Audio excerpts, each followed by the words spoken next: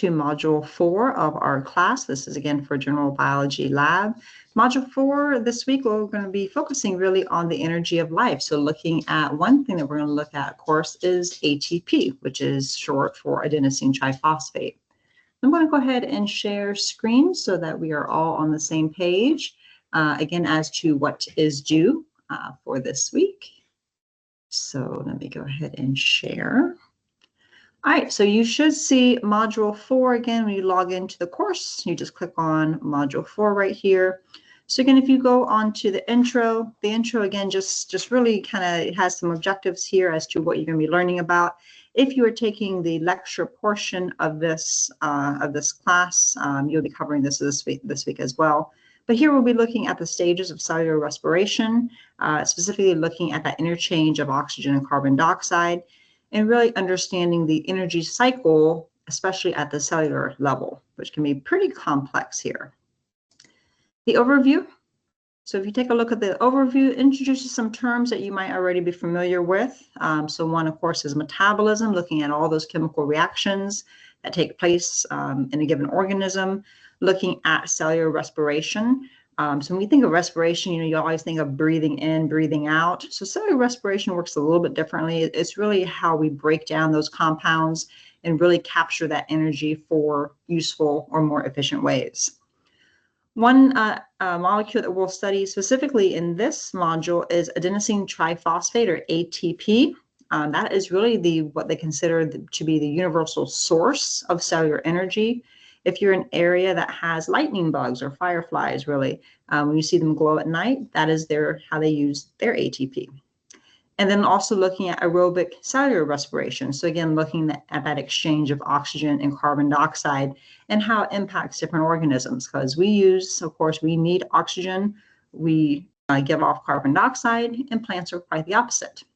They use carbon dioxide and give off oxygen.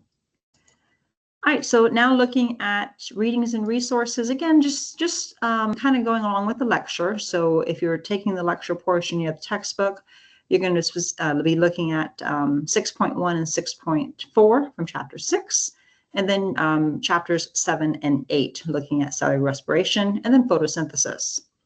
There's some videos that are embedded in here as well. So this one from the Khan Academy, a great resource, by the way, if you're looking at the Khan Academy, looking at the introduction to cellular respiration.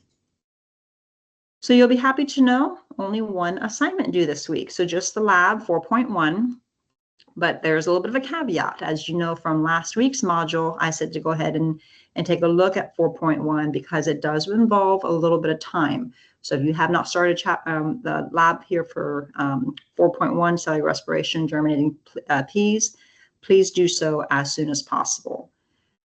All right, so looking at, again, I'm clicking on the module 4 lab here. So this is why. So this lab is going to take you about 120 minutes over the next 3 days. So day 1, hopefully you already did this. If not, make sure you complete this. Day 1 is really 2 days before you actually start your experiment. So you're doing some prep work. It should take about 5 minutes, so not too much. Day 2, again, you're going to start this about a day before your experiment. This should take about 15 minutes. And then day 3 is where the bulk of the work is. So that's where your 120 minutes comes into play. And this is conducting activity 1, which is your experimental setup, and then conducting the cellular respiration experiment. So both of those, about 120 minutes. So if you add up everything, again, 120 minutes for the actual lab, about 20 minutes of prep work over the next few days. Just make sure that you have time to do the necessary preparations and the experiment. So here is an overview of the materials that you'll need. So again, everything should be in your lab kit. These are things that are common household materials that you may need for this lab, but not included. So any type of aluminum baking pan is fine. It says here 2 9x13s. That's the preferred size. If you have something bigger or slightly smaller, not a big deal. So don't go to the store buying a 9x13 pan if you don't have it.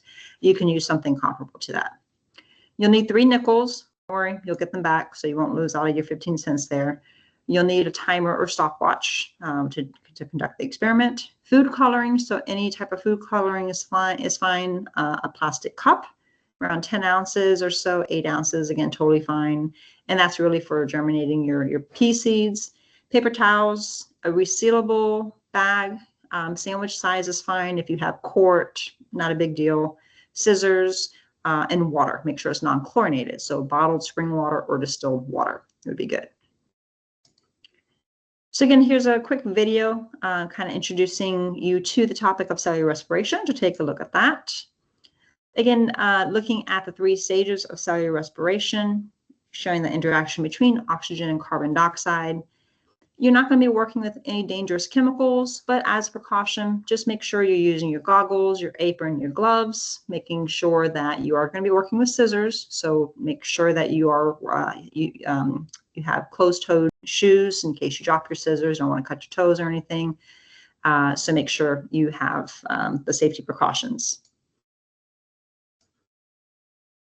So the lab, just like all the other lab manuals here, kind of goes into a little bit about the background here. So looking at photosynthesis, cellular respiration again, a little bit of background on that energy, ATP. And then there's another one as well too, not get into the chemistry of it, but once you remove one of the phosphate molecules from ADP, you get, from ATP, you get ADP, which is adenosine diphosphate, but we're not going to worry too much about that. Just know that there are 2 types, and it really depends on how many phosphates you have, really. So a little bit of the processes here in cellular respiration. So we're not going to, again, get into the chemistry of this. So don't worry about, I know you're seeing a whole bunch of chemical formulas here, not a concern. Just know the simple processes of glycolysis, the acetyl coenzyme A synthesis, also known as the Krebs cycle, and then the electron transport chain. And these are all parts of cellular respiration. So I'm going to stop here because then you have to address the knowledge check to continue further in the lab.